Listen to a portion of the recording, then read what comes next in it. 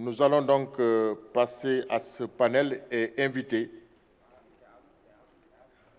Monsieur le Président directeur général de AREF, le Fonds d'excellence pour la recherche en Afrique, Toumani Kora, Garge Ghosh, directrice analyse et financement des politiques de la Fondation Bill et Melinda Gates, Atmassou Kessete, président directeur général RBM en malaria, et Fatoumata Zahra Diop, membre du conseil.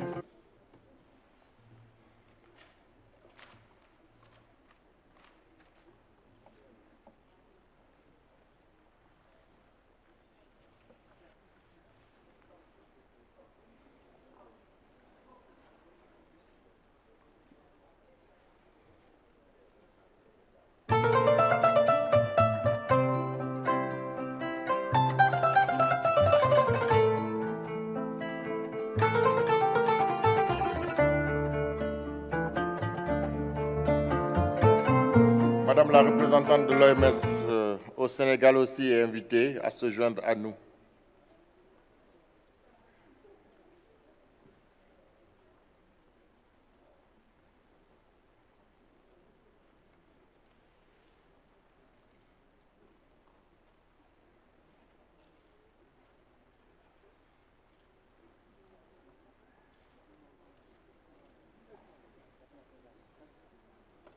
Ce panel est placé sous la présidence de deux personnalités, dont Madame Priya Gaye, qui est représentante résidente du PNUD au Sénégal.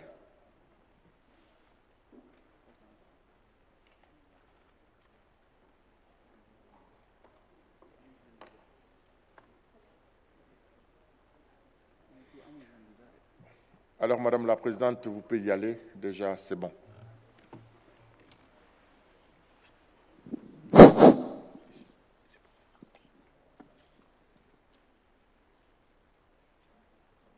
Mesdames et Messieurs, honorables invités, c'est un honneur pour moi de coprésider cette session aujourd'hui sur les financements pour la santé en Afrique avec comme co-chair la représentante de l'OMS ici à Dakar. Je voudrais très sincèrement remercier les organisateurs pour cette rencontre et en particulier pour cette thématique et le professeur Awa Marie Kolsek en particulier. La santé est à la fois un résultat et un moteur de progrès. Mais pour un trop grand nombre, la santé reste inaccessible, inabordable ou totalement indisponible.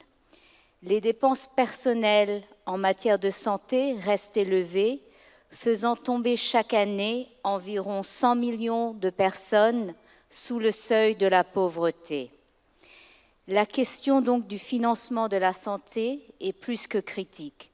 Cependant, ce n'est pas une préoccupation nouvelle. Ce panel est une opportunité de réfléchir à des questions clés. Quel paradigme nouveau de financement pour la santé s'impose-t-il?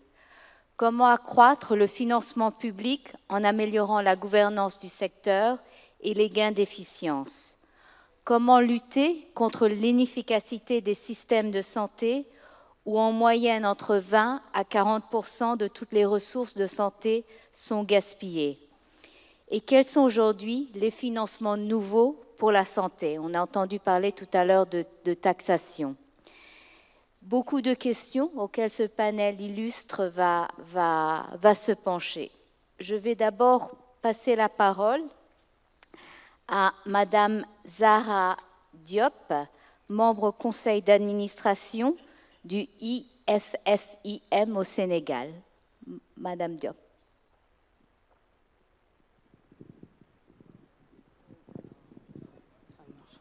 Oui, je vous remercie, Madame la Présidente.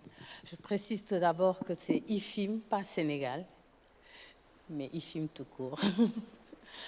Et je voudrais tout d'abord remercier vraiment les organisateurs de nous donner cette opportunité de parler de notre expérience de financement innovant, une expérience qui est un peu à l'initiative de l'Alliance mondiale pour la vaccination, Gavi. Et je voudrais, sans plus tarder, peut-être demander la disponibilité, voilà, de la présentation. La vaccination, comme on sait, c'est... Vous avez le point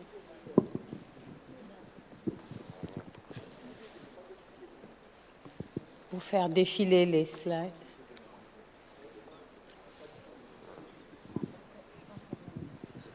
Oui, mais je vais remettre.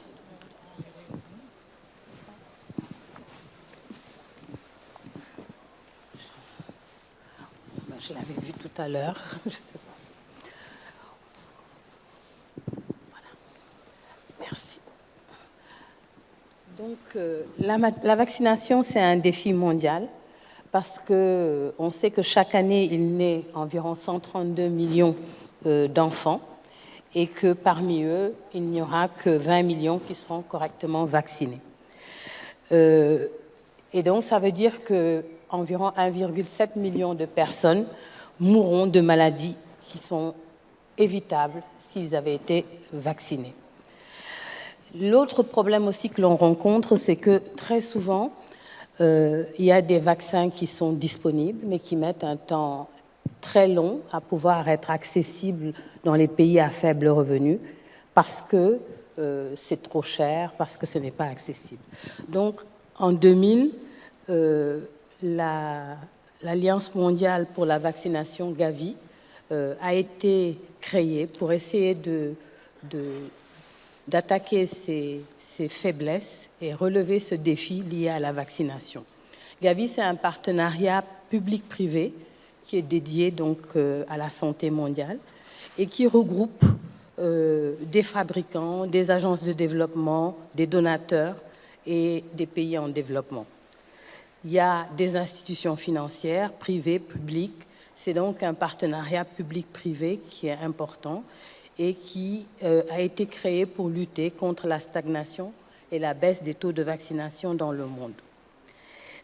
En faisant ça, l'Alliance a transformé le marché des vaccins.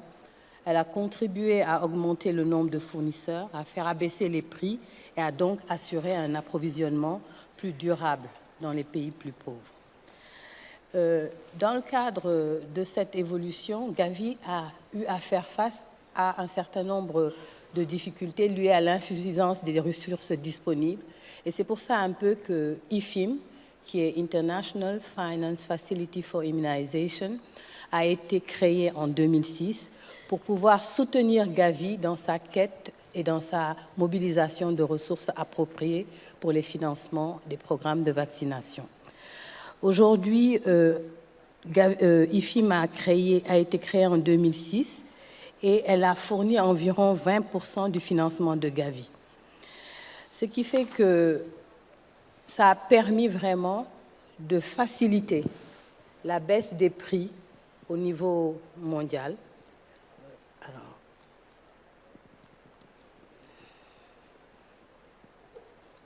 oui.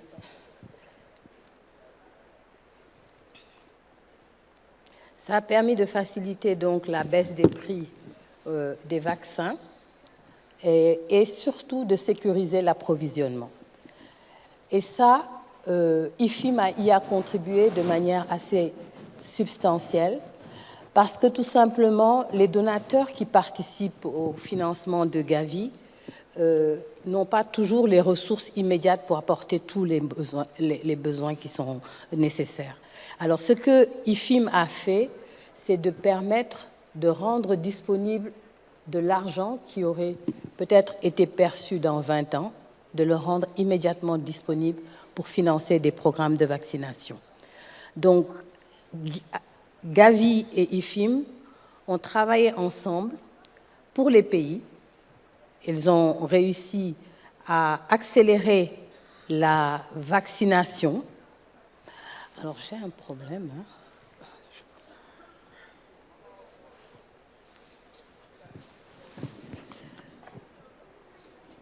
Voilà.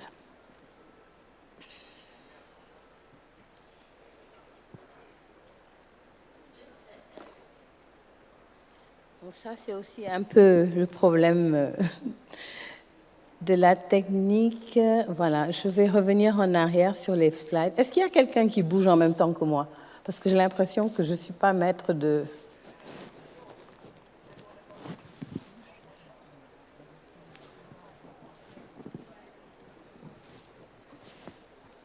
Je suis désolée.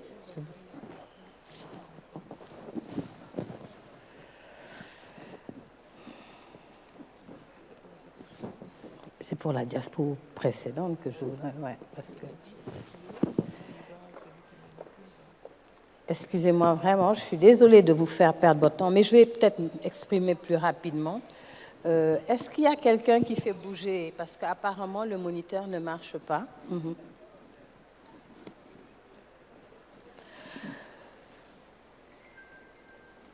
Donc, ce qu'on peut retenir simplement, c'est que IFIM et Gavi ont contribué à accélérer la vaccination dans les pays pauvres et à réduire les prix des vaccins. Ça, c'est vraiment un gain pour les pays. Pour les investisseurs, il y a une diversification des possibilités d'investissement. Et pour les donateurs, il y a des résultats qui sont immédiats qu'on peut retenir.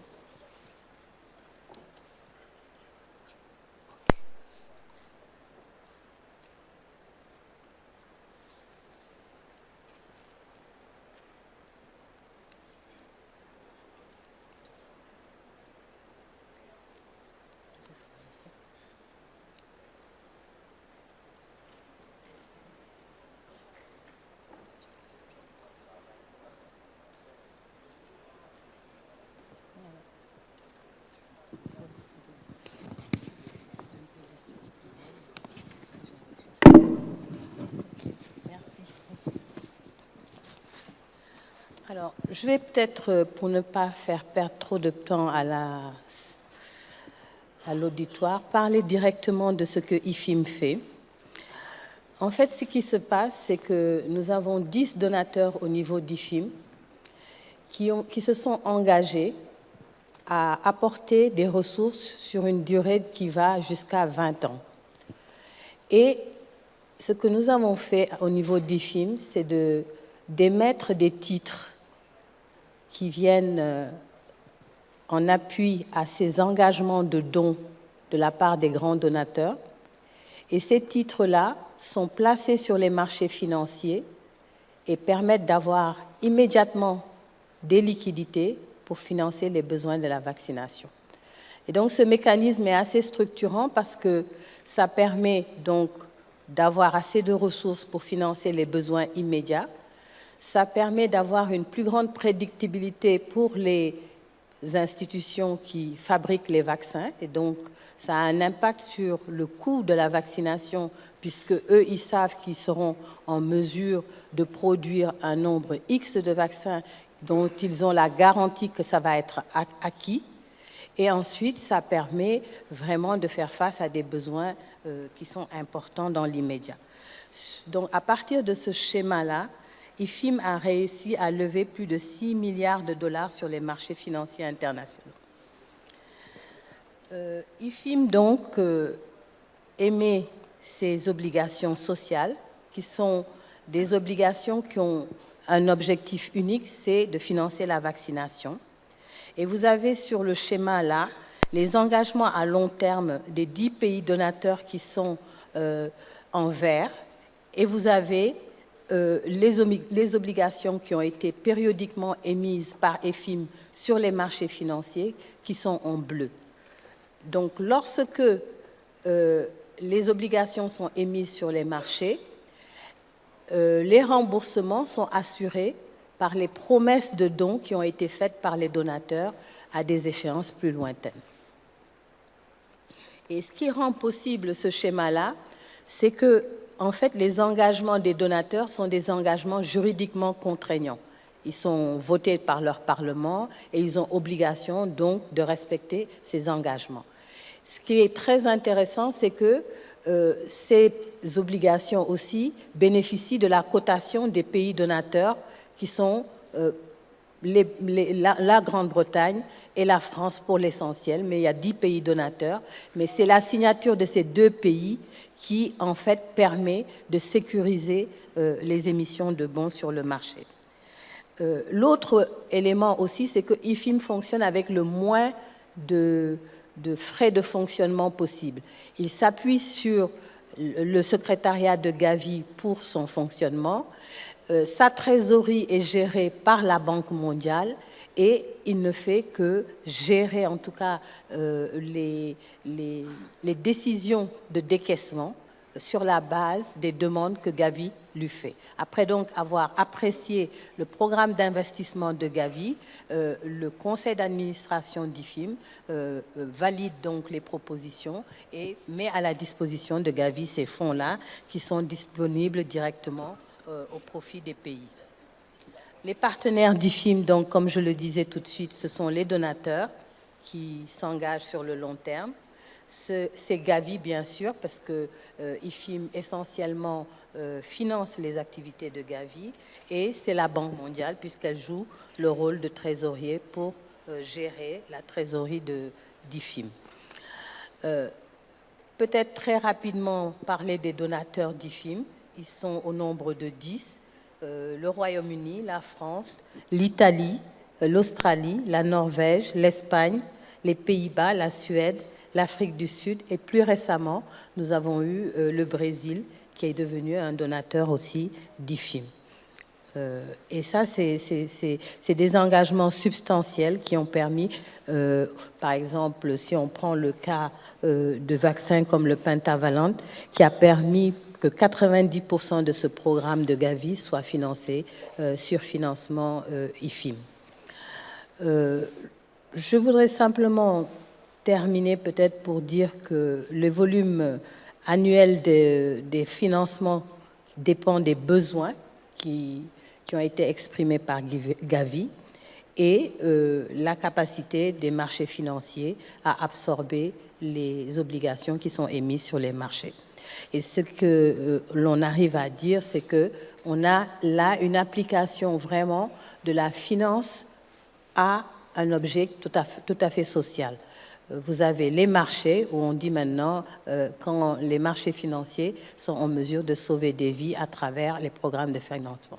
Et ce modèle-là, il est réplicable. C'est pour ça qu'on a voulu prendre cette illustration, mais il est réplicable dans d'autres secteurs de la santé, mais également dans d'autres secteurs sociaux, parce que nous avons été contactés pour l'éducation, pour les toilettes, donc c'est un modèle qui peut être répliqué et pourquoi pas même dans nos pays en Afrique, on peut imaginer qu'un État décide de s'engager à financer la santé sur une durée plus longue, mais à l'échelonner sur le temps en s'appuyant sur des obligations qui seraient accolées à ces engagements et placées sur les marchés financiers pour être immédiatement utilisables. Voilà, je voudrais peut-être par la suite venir un peu plus dans le détail si les questions m'étaient posées. Merci. Merci beaucoup, Madame Diop, de cet exemple de partenariat innovant entre Gavi et IFIM qui a aidé à la baisse des prix et à sécuriser l'approvisionnement des vaccinations.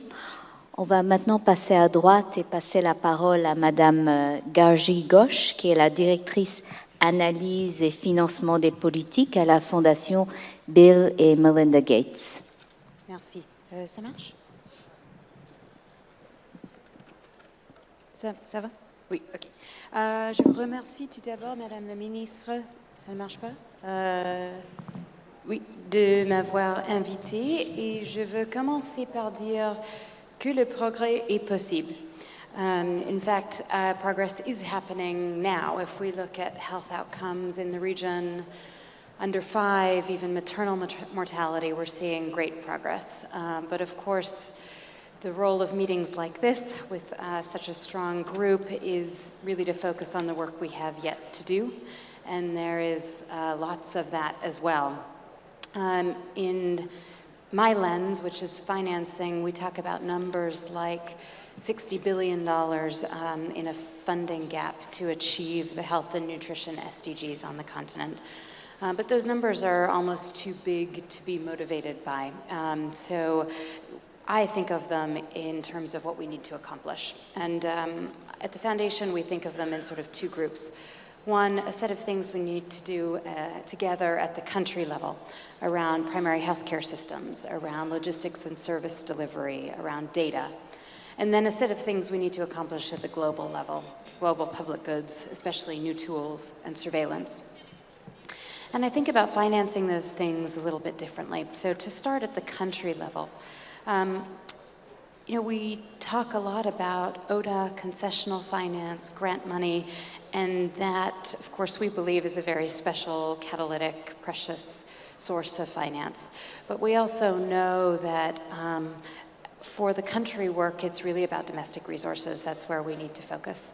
And so we have started to work quite closely with partner countries on three aspects of domestic resource mobilization: the raising, the allocating, and the effective spending. And all three of those are important. It doesn't work if we only focus on one.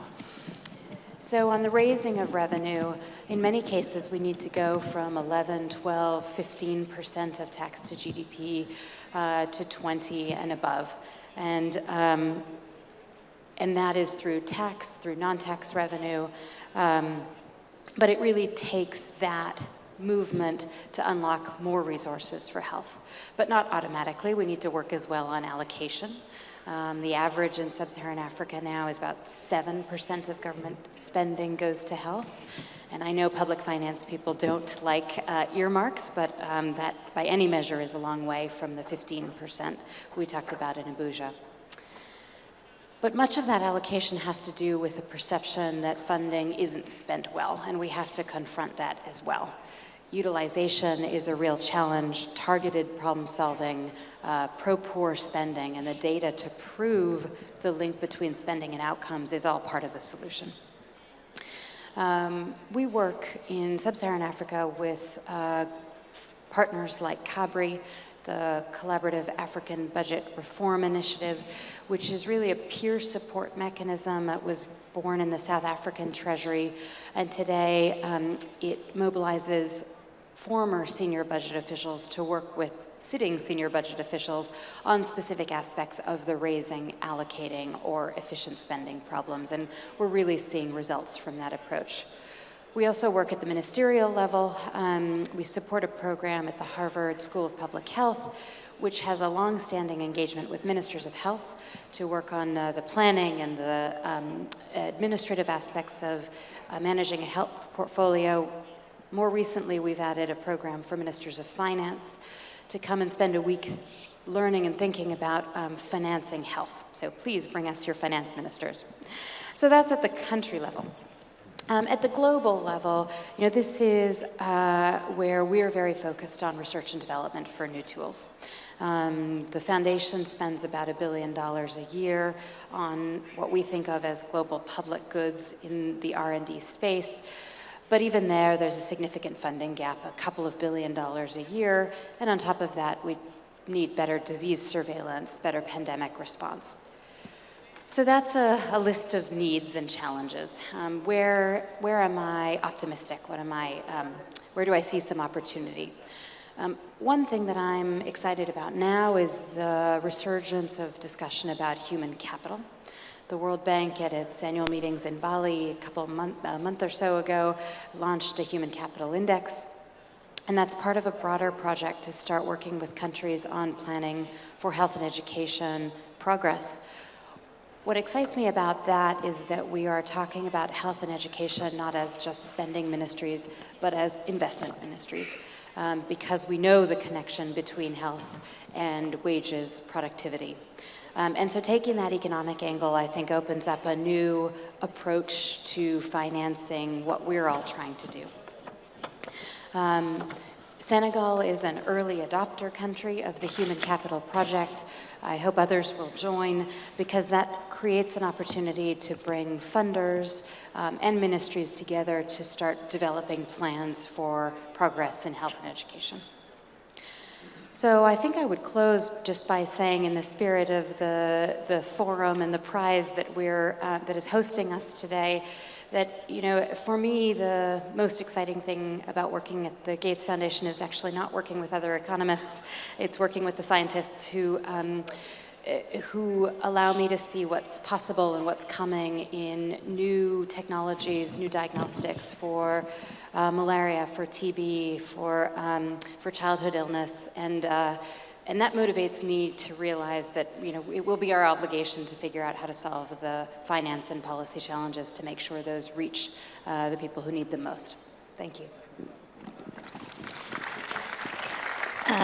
Thank you so much, Ms. Ghosh, et d'être revenu sur la question au niveau pays de la mobilisation des ressources, de l'allocation et des dépenses, mais aussi au niveau global, et en particulier les investissements à faire dans le cadre de l'éducation et de la santé. Je vais maintenant passer la parole à Monsieur Toumani Kora, qui est le président directeur général de l'AREF. Monsieur Kora. Thank you very much. Thank you very much, our COLSEC, for inviting me and for the privilege of being able to share my experience. I want to take you on a journey. Please come with me. Africa represents 17% of the world's population. Africa carries 25% of the world burden of disease. Africa's contribution to scientific publications is 2.4%. It's increasing, but it's still low compared to our population. I was informed quite recently, in fact today, that a citation index was published this week, and there are over 6,000 people who are regarded as the world's top. And from that group of over 6,000, there are only 10 Africans, 8 from South Africa. We need to catch up. We need to look at how things are published as well. I was looking recently at publications coming out of Botswana, and they're already overtaking quite a number of African countries, established ones. But when you look at it carefully, it's the fact that Harvard University have established an MSc, a PhD, and a research program there, and loads of publications are coming out of Botswana now. And most of publications are coming out of Botswana now, when in real fact, they're Harvard University publications. We for too long have enjoyed what is well described as an extractive economy. The Ghanaian farmer, the Ivorian farmer farms the cocoa. The cocoa is exported over to Switzerland, and beautiful chocolates comes out of it, added value. We don't want that to happen to our science as well. And the major impediment for this is because of lack of funding. African governments don't spend money in research. And this is part of the issue. If you look at the Zika virus, which was reported about this morning, it was discovered in a village in Uganda over 50 years ago. No news about it at all until it crosses the African border. Same has happened to Ebola, and same has happened to HIV/AIDS. We need our own local researchers to own our own research, and therefore have a strategy for Africa in terms of research. To do this, we need the money. Is there money available for research? Yes, there is, but it's heavily competitive. It is very difficult to get those research. And hence, my experience as a former director of the MRC in the Gambia, and having had the privilege to serve in many grant awarding bodies such as the Wellcome Trust, the MRC, etc., made me work with colleagues to create a new foundation. And our COLSEC is one of our advisors. When you sit in those grant awarding bodies, many potential PIs from Africa come in. What they do not do is translate a really good idea into a strong proposal. They have a good idea. The proposals usually lack a compelling research question, rigorous research design and plan, and how the applicant will deliver. This is what RF is focusing on. What we do is we get very competitive young students, postdoc, and we take them out to other places where they're used to winning grants. Just imagine you take a young African from an African institution to Oxford University in the immunology department. Suddenly, he's surrounded by 30 other postdoctoral fellows. That sharing of experience, the learning of soft skills, that which their counterparts in the North take for granted, suddenly becomes a novelty to these individuals. So we have 3 programs for now. One is our fellowship programs, exposing them to the realities of real rigorous research, since we cannot teach them critical thinking at that stage, which the other universities benefit from. We also have a grant writing skill. which does not only teach you how to write grants, but also how to review grants and to understand how the funders review your grants. And we also have a leadership training program, which involves not just these early postdoctoral students, but the research leaders in their institutions as well. We have a program yet to start, and that's the Seed Fund, but we focus more on our women folk who, for many reasons, cannot travel out of their country to do things. We'll help them to make sure that their findings are published in high impact journals, thereby giving them a loophole, a gateway into research. We would need to do this because, as I said, our governments don't fund research. RF is presently being funded by the usual suspects, the GSK, the Wellcome Trust, the MRC, but private-public partnership should be of interest. When RF was conceived, the whole drive was to get African philanthropists to donate. We did a quick scan of African millionaires and billionaires. There are 250 African millionaires and billionaires in our continent. How do we convince them that it's not just to erect a school or erect a church or a mosque to make sure that everyone who drives past sees that edifice, but to invest in health research, to get the new generation of scientists to protect our generations to come in the future? I'm targeting the young ones in this room today. Make sure that you become good researchers. Make sure that your focus is on Africa's health problems, and make sure that you develop genuine partnerships. The word partnership is being sold all over the place. Research partnership, scientific partnership. You can only partner someone if you are equal. Thank you very much. Thank you so much, Mr. Kora. Pour être revenu sur la problématique d'avoir une stratégie pour l'Afrique en termes de recherche et le travail de l'AREF qui aide justement les jeunes étudiants dans le cadre de la recherche. Je pense que c'était très édifiant. Je me tourne maintenant vers le docteur Lucille Imoual, qui est la représentante de l'OMS ici au Sénégal. Docteur Lucille.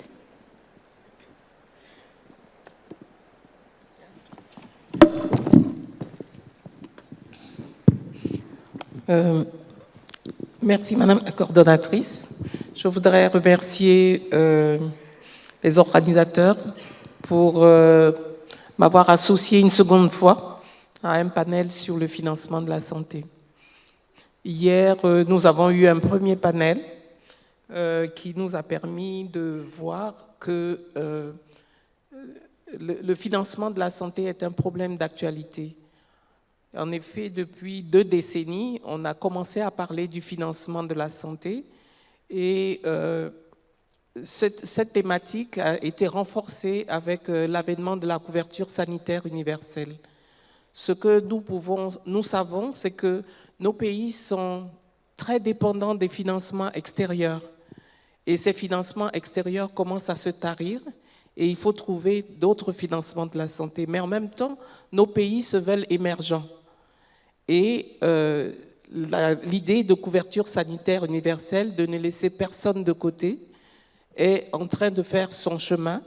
Et comment trouver de l'argent pour financer la santé pour toutes les couches sociales, pour toutes les catégories et pour tous les âges.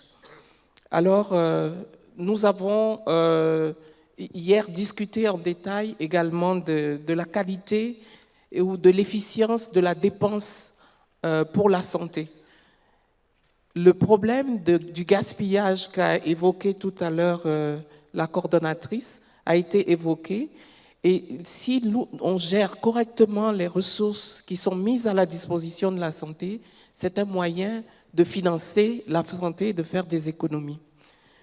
Nous avons vu également qu'un certain nombre de pays se sont lancés dans des initiatives pour avoir des ressources pour financer la santé. Donc, c'est ce que nous avons appelé les financements innovants.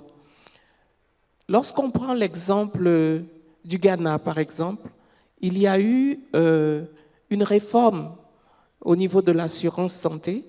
Il y a eu également un mécanisme de financement qui est parti de la TVA pour pouvoir allouer des ressources, une proportion en tout cas des recettes qui étaient générées pour les allouer à la santé.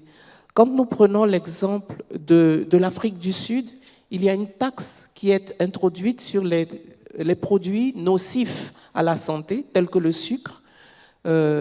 Lorsque nous prenons l'exemple du Gabon, il y a une taxe qui est introduite au niveau de la téléphonie mobile et des transactions financières, les transferts d'argent. Et cette initiative se retrouve également au niveau de la Zambie, qui permet de générer des ressources pour aider au financement de la santé. Alors hier, dans notre discussion, plusieurs pistes se sont dégagées également. Il y a eu quelqu'un qui a évoqué la possibilité de la diaspora pour financer la santé. Les initiatives sont nombreuses, elles sont plus ou moins couronnées de succès, mais les pays sont en marche. Et nous voyons que la problématique également du financement du secteur informel est également posée. Jusqu'à présent, la taxation sur les prélèvements sur les salaires était la voie la plus facile. Mais comment est-ce qu'on peut impliquer le secteur informel pour lever des fonds pour financer la santé? La problématique se pose. Nous avons l'exemple du Rwanda, le Ghana également a fait des avancées, mais dans la plupart des pays, ce problème se pose. Je pense que nous allons écouter l'audience pour savoir un peu les questions qui se posent et comment est-ce qu'ensemble nous pouvons réfléchir à ce problème-là. L'OMS ne prescrit pas un moyen ou un autre, un mécanisme ou un autre, mais accompagne les pays dans les mécanismes qui sont choisis d'appliquer sur la base, évidemment, de bases factuelles. Et ensemble, nous pouvons aller vers le financement de la santé pour atteindre la couverture universelle.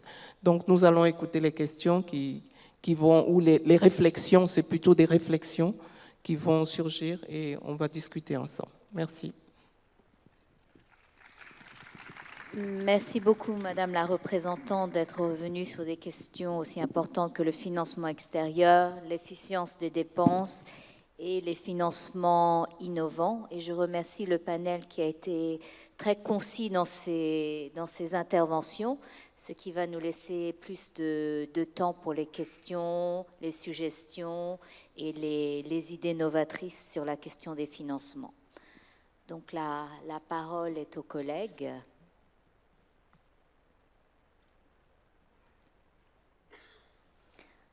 On aurait quand même pensé que la question des financements aurait suscité plus de questions.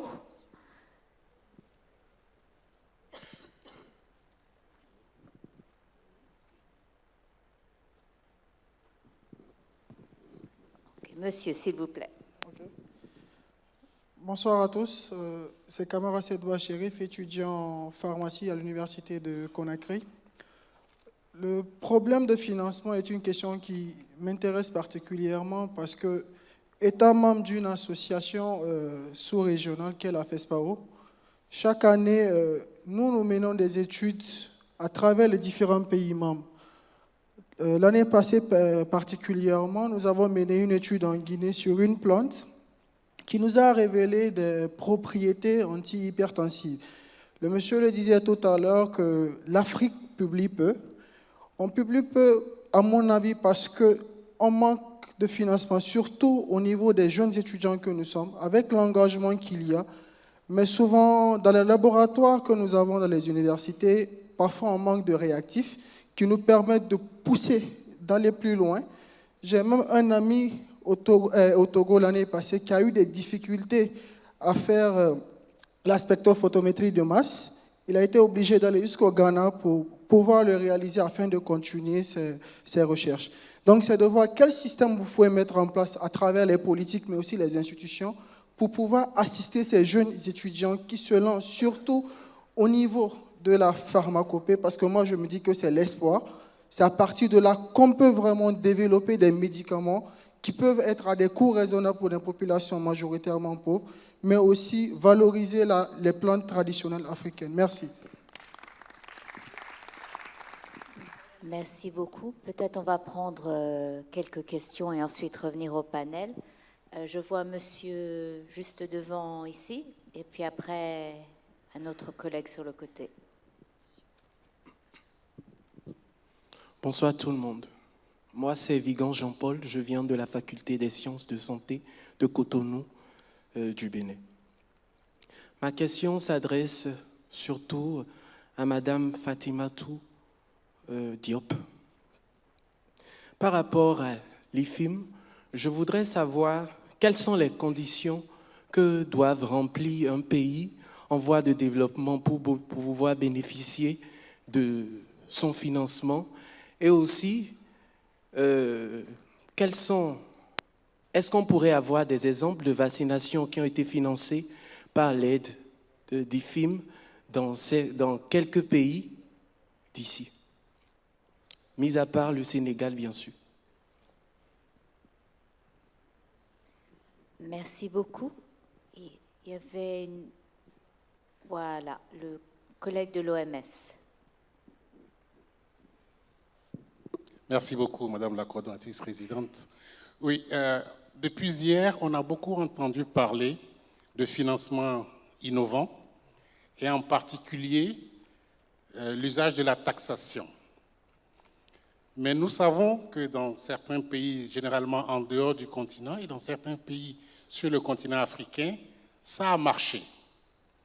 Il y a eu une bonne collaboration entre le ministère en charge de la santé et le ministère en charge de l'économie et des finances.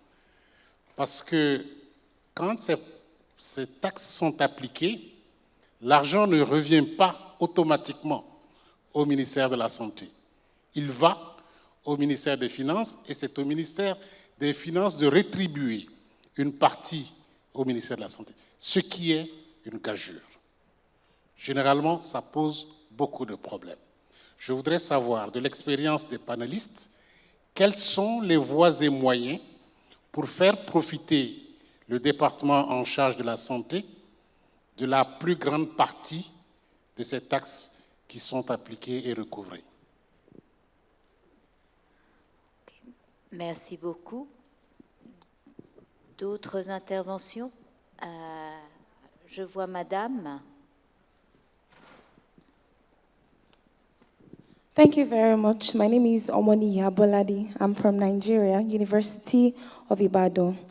I'd like to ask, in the biology department that we have in University College Hospital, University of Ibadan, I would see that most of the things they do there, all the equipment, reagents and all, they have been funded. It's actually by a grant from PEPFAR and APIN, and there has been news out that they likely would withdraw the grants.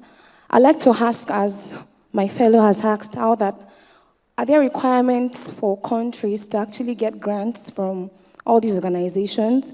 And also, what are the things that could happen that would ensue the withdrawal of funds? And also, you talked about one of the problems that we have in implementations and funding of all these projects in countries, how these funds are actually mismanaged. Are there things that could be done to actually avoid that, strategies, policies that could be made to actually prevent mismanagement of those funds? Thank you. Okay, thank you. Il y avait Madame derrière.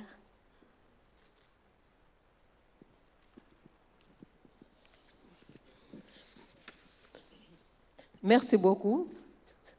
Je suis Oumoul Khairignan et je suis la secrétaire exécutive par intérim de l'Association des femmes africaines pour la recherche et le développement. Je voudrais d'abord féliciter l'ensemble des panélistes et demander dans quelle mesure et quels sont les fonds auxquels les organisations de la société civile peuvent accéder.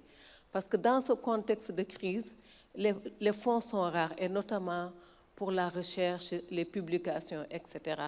Et les travaux ne portent pas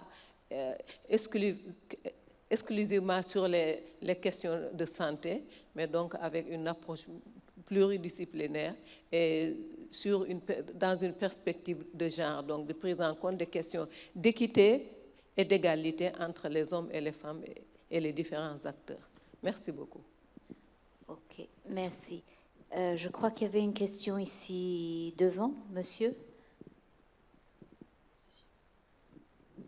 Non, il ne s'agit pas de question, c'est Traoré Adama, je viens du Burkina Faso. Je pense que hier, nous avons dit que le financement de la santé, c'est vrai qu'on en parle de plus en plus, mais on devrait commencer par changer de paradigme. Il faut qu'on comprenne et que tout le monde puisse intégrer que la santé, là, c'est un investissement. C'est la première chose. Tant qu'on va continuer de penser que c'est un secteur qui ne fait que consommer, il est clair que le problème du financement de la santé va poser un problème. Et bien sûr, quand on aura changé ce paradigme-là, bien sûr, le gouvernement devrait, par un bon engagement politique, mais également par une bonne gouvernance, le secteur public, le secteur privé, c'est dans cette synthèse et les financements innovants-là, je pense que c'est comme ça qu'on va pouvoir véritablement faire bouger les choses du côté de la santé. Je vous remercie. Merci beaucoup, monsieur Traoré. On va prendre peut-être un dernier intervenant, monsieur, et puis on va repasser la parole au panel.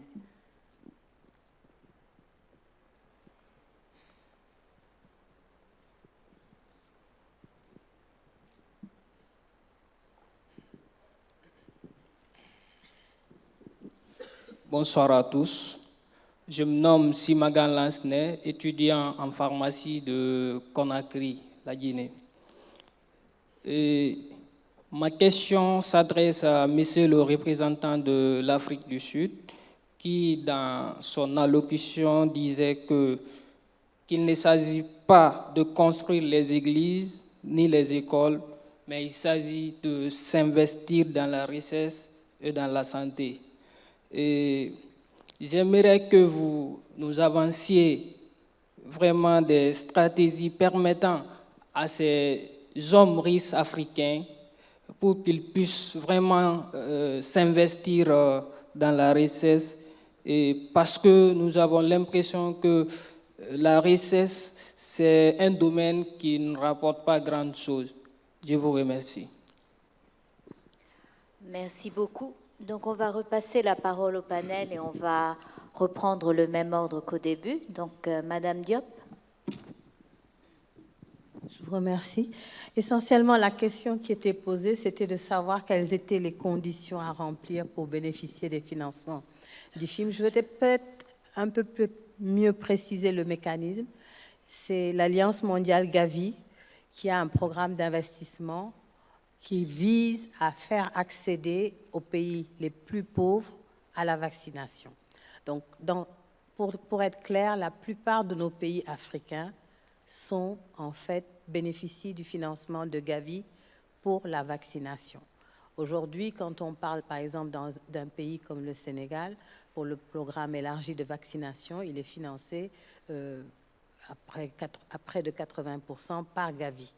Donc, lorsqu'on donne donc aujourd'hui, à travers ces programmes de vaccination, l'accès aux populations les plus démunies à des vaccins gratuits, c'est par ce canal-là.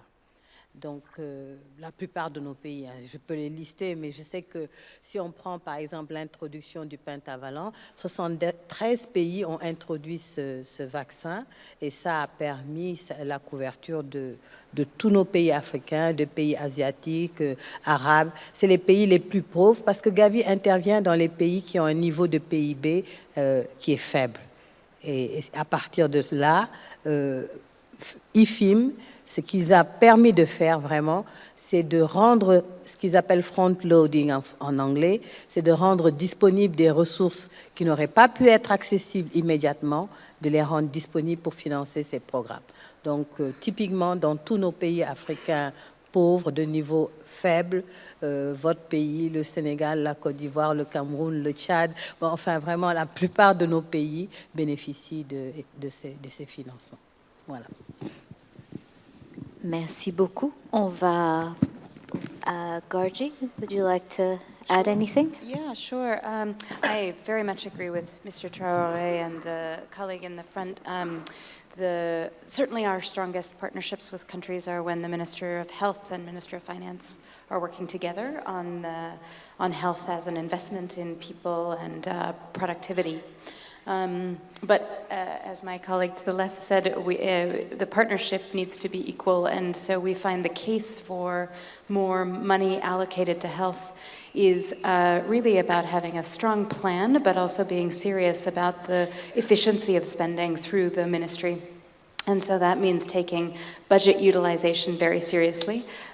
We rarely speak with a Minister of Finance who disagrees that health is important. What they often say is we don't believe it can be spent well or spent more.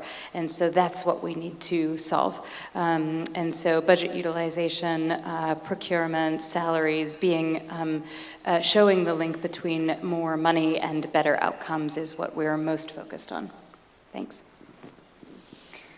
Merci beaucoup. Monsieur Cora, Mr. Cora. Thank you very much. I'll try and contribute to one or two of the questions. I just want to remind all of us here that Ghana and Malaysia had independence around the same time. Malaysia invested heavily on research and innovation, and we now know where they are. China is overtaking the US in publications, research publications, because of massive investments. I'm not talking about the quality, I'm talking about the quantity.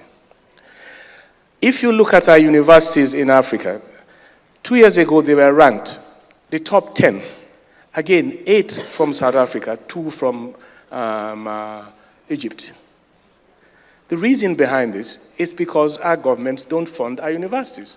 Our universities get money, or they get research from one place, they do the research, the fund goes, there's nothing to do again. They wait again for the next one to come. South Africa has learned the trick. They know how to win competitive grants. I was shocked when I was told recently while visiting South Africa that the government funds only 15% of research funding, and all the rest, and they're leaders. Our governments must be convinced to pay money, put their mouth where their money is. We also know that there's a lot of questions about pharmacy and pharmaceutical agents. AU does have a pharmaceutical agency that's supposed to look at African herbs and things like that. They are not funded. And when you come to talk about our African rich people, if you know the secret, please let me know. Even when you write to them, you don't get a response. So I don't know where to start. But if you know any one of them, your uncle or your auntie, please introduce us. Thank you. Merci beaucoup, Monsieur Cora. Je me tourne vers Lucille, la représentante de l'OMS. Oui, je voudrais réagir sur les problèmes de taxation. À mon avis, je n'ai pas été ministre, Madame Kolsek peut-être pourra aider, mais je pense que dès le départ, il faut que les deux ministères puissent être ensemble et convenir d'un certain nombre de choses. Dans de nombreux pays, nous avons vu que le ministère de la Santé faisait cavalier seul et au moment où il fallait prendre les décisions, il y avait un certain blocage. Je me souviens d'un pays où l'OMS a aidé à faire une étude sur les financements innovants et il y a eu 4 propositions de mécanismes qui sont sortis. Donc la taxation sur les mines, sur la téléphonie mobile, sur les billets d'avion et sur l'alcool, je crois. Et on n'a jamais pu avancer au-delà des propositions parce qu'il fallait pouvoir s'asseoir ensemble pour voir la faisabilité de ces propositions-là. Donc, à mon avis, c'est dès le départ que les deux départements doivent s'asseoir et définir un certain nombre de choses. Il y a des pays qui ont réussi. Je n'ai pas les détails des accords qui ont été passés, mais il y a des pays qui ont réussi à cela, mais il y en a d'autres où les initiatives ont avorté à cause de ce qui n'ont pas pu s'entendre. Investissement pour la santé, je dis oui. Si on investit dans la santé, les populations auront une meilleure santé, pourront produire et la boucle sera bouclée. Mais nous constatons que au niveau de notre continent, en ce qui concerne les dépenses supportées par les ménages, on voit que 32% des dépenses sont supportées par les ménages, ce qui est quand même beaucoup. Donc il faut petit à petit baisser ce taux-là pour pouvoir avoir un meilleur investissement dans la santé, de sorte à ce que les ménages ne fassent pas face à des dépenses catastrophiques qui vont encore les appauvrir, alors qu'ils sont sous le poids de la gestion de la maladie. Donc je suis tout à fait d'accord. Hier, nous l'avons entendu aussi dans le panel, la Banque mondiale l'a dit, investissement, oui, la santé est un investissement et il faut investir dans la santé. Voilà ce que je voulais ajouter. Merci beaucoup. Donc, on va remercier ce panel pour une discussion très riche et des présentations très informatives. Certains des points clés, c'était le besoin d'avoir un changement de paradigme, de continuer à investir dans l'éducation et dans la santé, la question de l'efficience des dépenses, d'une meilleure utilisation des ressources et pour avoir des better outcomes, comme Gargi l'a dit, et la question de financement innovant et aussi de partenariat innovant, et je pense qu'on a eu de bons exemples de cela. Donc merci à nouveau au panel.